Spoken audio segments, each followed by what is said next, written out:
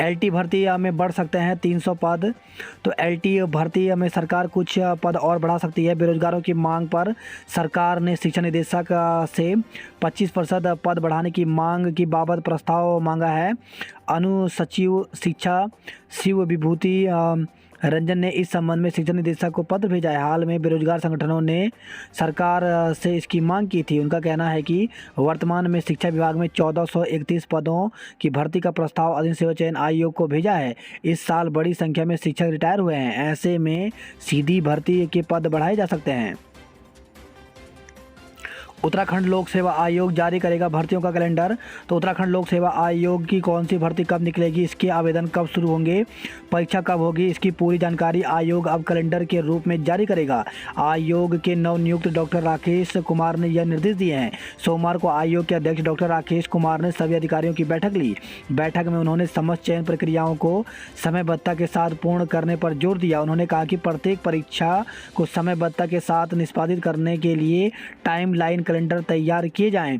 Doctor Rakesh Kumar ने लोक सेवा आयोग में कार्यों को तेजी से संचालित करने के लिए अनुभाग स्तर पर कार्मिकों के बीच कार्यों का स्पष्ट आवंटन करने के निर्देश दिए हैं। आयोग किसी भी उम्मीदवार को पुरुष से महिला नहीं बना सकता। तो उत्तराखंड अधिसेवा आयोग का कहना है कि वह किसी भी महिला या पुरुष उम्मीदवार का लिंग परिवर्तन नहीं कर सकते। कई उम्मीदवार की ओर से आवेदन में हुई गलतियों पर आयोग ने यह बयान जारी किया है। आयोग के सचिव संतोष बडोनी के मुताबिक कई उम्मीदवार ऐसे हैं जो कि साइबर कैफे से अपने आवेदन पत्र भरवा रहे हैं। उनके आवेदन में महिला उम्मीदवार के बजाय पुरुष और पुरुष के बजाय महिला उम्मीदवार या महिला उम्मीदवार के आवेदन में पुरुष की तस्वीर और पुरुष के आवेदन में महिला की तस्वीर आ रही है। अब वह उम्मीदवार आयोग को पत्र लिखकर मांग कर रहे हैं कि उनके आवेदन को ठीक कर दिया जाए। संतोष बडोनी के मुताबिक किसी भी उम्मीदवार के आवेदन में आयोग के स्तर से कोई भी बदलाव या संशोधन नहीं किया जा सकता है। उम्मीदवार अपने आवेदन में जो भी एंट्री फीड करेगा उसी आधार पर उसका परिणाम जारी किया जाएगा। आयोग का यह भी कहना है कि अगर आप कहीं बाहर से अपना आवेदन पत्र भरवा रहे हैं तो ऑनलाइन फीस की प्रक्रिया शुरू करने से पहले अपने आवेदन को खुद एक बार जरूर पढ़ लें ताकि उसमें वही त्रुटि सुधार किया जा सके। अशासकीय स्कूलों में शिक्षकों की भर्ती निकली हुई है। तो Mangat Singh junior high school, Badarpur Saini, Roorkee, Haridwar में प्रधानाध्यापक के 1 पदों पर भर्ती निकली हुई है। साथ ही सहायक अध्यापक एलटी के 4 पदों पर भर्ती निकली हुई है। इसमें पद सामाजिक अध्ययन की भर्ती निकली हुई है। साथ ही अंग्रेजी के पदों पर सामाजिक अध्ययन जनरल से यानी अनारक्षित और अनुसूचित जाति से भी भर्ती निकली हुई है। साथ ही गणित और विज्ञान के पदों पर भी भर्ती निकली हुई है। तो इसके लिए अभ्यर्थी के पास टीटी सेकंड उत्तीर्ण होना चाहिए और अभ्यर्थी 21 दिन के भीतर जो है वो आवेदन कर सकते हैं। तो अभ्यर्थियों को इसके लिए 300 रुपये का डिमांड ड्राफ्ट भी बनाना होगा। इसी के साथ उत्तराखंड लोक सेवा आयोग ने एक विज्ञप्ति जारी की है। इसमें यहाँ पे दिया गया है कि यह सूचित किया जाता है कि उत्तराखंड महिला सशक्तिकरण एवं बाल विकास विभाग के अंतर्गत महिला कल्याण विभाग में उत्तराखंड अन्य पिछड़ा वर्ग महिला के लिए आरक्षित 1 पद पर चयन हेतु पात्र अभ्यर्थियों से दिनांक 28 दिसंबर 2021 से 17 जनवरी 2022 तक ऑनलाइन आवेदन आमंत्रित किए गए हैं। ऑनलाइन आवेदन के क्रम में अभ्यर्थियों को ऑनलाइन आवेदन की प्रिंट आउट प्रति सहित समस्त शैक्षणिक अर्हता संबंधी प्रमाण पत्र एवं अन्य प्रमाण पत्रों के स्व हस्ताक्षरित छाया प्रति दिनांक 25 जनवरी 2022 तक किसी भी माध्यम से आयोग कार्यालय में शाम 6 बजे तक जमा करना आवश्यक है। उत्तराखंड प्राथमिक शिक्षक भर्ती को लेकर के काउंसलिंग के लिए वेटिंग लिस्ट जारी की गई है। तो जिला शिक्षा अधिकारी प्रारंभिक शिक्षा नई टिहरी की सेकंड जो वेटिंग लिस्ट है वो जारी कर दी गई है।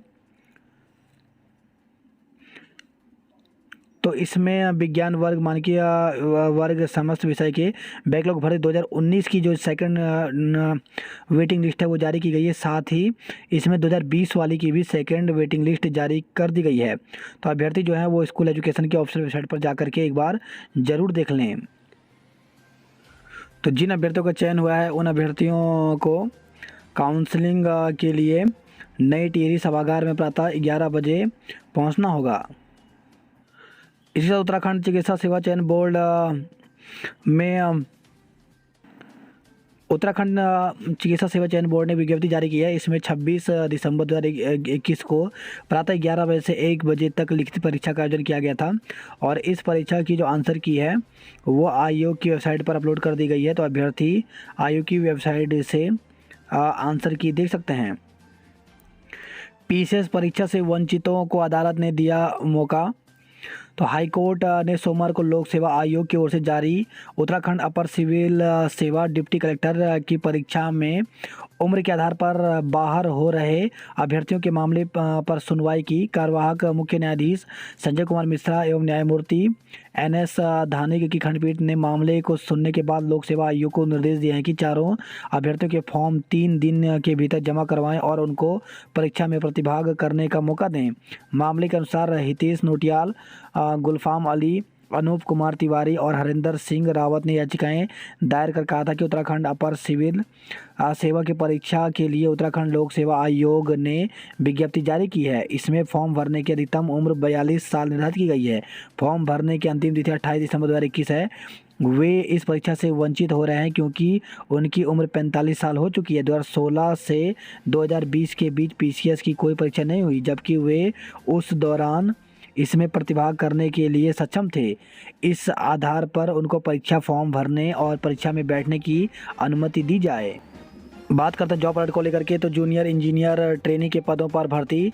तो उत्तराखंड अधिसेवा चयन आयोग UP-SSC में 76 पदों पर भर्ती निकली हुई है, जिसके लिए ऑफिशियल वेबसाइट पर जा कर के 28 जनवरी तक ऑनलाइन आवेदन कर सकते हैं। असिस्टेंट प्रोफेसर के पदों पर अवसर तो कुल 18 पदों पर भर्ती निकली हुई है, जिसके लिए 21 जनवरी तक आवेदन कर सकते हैं। RTI डिप्लोमा धारक तुरंत करें आवेदन। तो 247 पदों पर भर्ती निकली हुई है BRO में। इसके लिए ऑफिशियल वेबसाइट पर जाकर के 17 जनवरी तक आवेदन कर सकते हैं। रिसर्च सीनियर रिसर्च फेलो समेत अन्य पदों पर मौका। तो ICAR में 12 पदों पर भर्ती निकली हुई है। इसके लिए वॉक इन इंटरव्यू होगा। तो 4 से 15 जनवरी तक इंटरव्यू के द्वारा ये पद भरे जाएंगे।